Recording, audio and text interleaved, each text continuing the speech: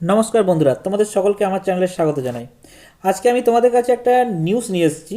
কারণ অনেকে সিটেটের form fill up করছো। সিটেটের ফর্ম ফিল আপ করতে গিয়ে গতকাল অর্থাৎ 17 তারিখ, আজকে কাল হচ্ছিল 16 তারিখ। 16 তারিখে অনেক ক্ষেত্রে কিন্তু অনেকের পেমেন্ট করতে গিয়ে প্রবলেম দাঁড়িয়েছিল। অর্থাৎ অনেকের পেমেন্ট করে দিয়েছো, কিন্তু করে দেওয়ার পরেও কিন্তু তাদের পেমেন্ট স্ট্যাটাসটা শো করছিল না।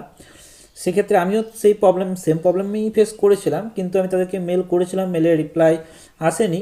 আর কলও করেছিলাম, কিন্তু কল তুলেনি।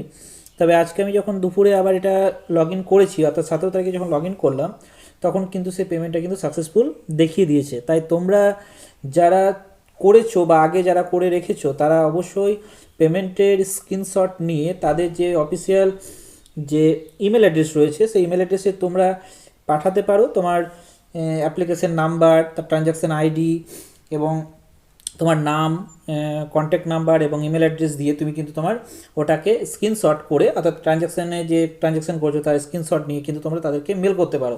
আশা করি তোমাদের প্রবলেমগুলো সলভ হয়ে যাবে, কারণ এটা আমার হয়ে গেছে, তাই তোমাদেরও হয়ে যাবে। তাই একবার পেমেন্ট করার পর কিন্তু ডাবল পেমেন্ট করতে যাবে না, কারণ এটা কিন্তু 1 টাকা 2 টাকা নয়, প্রায় দেখো 1000 টাকা করে নিচ্ছে। তাই যদি ভাবো যে ডাবল করে দেবো, ডাবল করলে কিন্তু পেমেন্ট যে আজ রিটার্ন আসবে সেটা কিন্তু কোনো মানে নেই। তো যদি কোনো কারণে রিটার্ন চলে এসেছে তাহলে তুমি সেই পেমেন্টটা করতে পারো, আর যদি রিটার্ন না এসেছে তাহলে কিন্তু তোমরা ওয়েট করো, কারণ এখনও পর্যন্ত একটা দিন আছে, অর্থাৎ 18 তারিখ পর্যন্ত আছে। তাই তোমরা ওয়েট করো এবং লগ ইন করতেই থাকো। লগ ইন এবং লগ আউট করো, দেখো এক সময় দেখবে তোমার টাকাটা অটোমেটিক নিয়ে নিচ্ছে, অর্থাৎ পেমেন্ট সাকসেসফুল হয়ে গেছে। আশা করি তোমাদের পেমেন্ট বিষয়ক যে প্রবলেমগুলো ছিল সেটা নিয়ে আমি তোমাদেরকে সমাধান করতে পেরেছি সমস্যার। এবং যদি এরপরেও কিছু কমেন্ট, যদি তোমাদের কোনো কিছু কোয়ারিজ থাকে তাহলে অবশ্যই কমেন্ট করে জানিও, তোমাদেরকে আমি অ্যান্সার দেওয়ার চেষ্টা করব। আর যদি তোমরা ভাবো যে, বা তোমাদের যদি ওদের যে ইমেল অ্যাড্রেস সেটা যদি খুঁজতে অসুবিধা হয়, তাও আমি বলে রাখি যে তাদের হোম পেজ আছে, হোম পেজে পরে নিচের দিকে যাবে, দেখবে কন্ট্যাক্ট আস বলে লেখা থাকবে, সেখানে ক্লিক করলেই কিন্তু তোমরা তাদের যে ইমেল অ্যাড্রেস, সেই ইমেল অ্যাড্রেসটা তোমরা পেয়ে যাবে।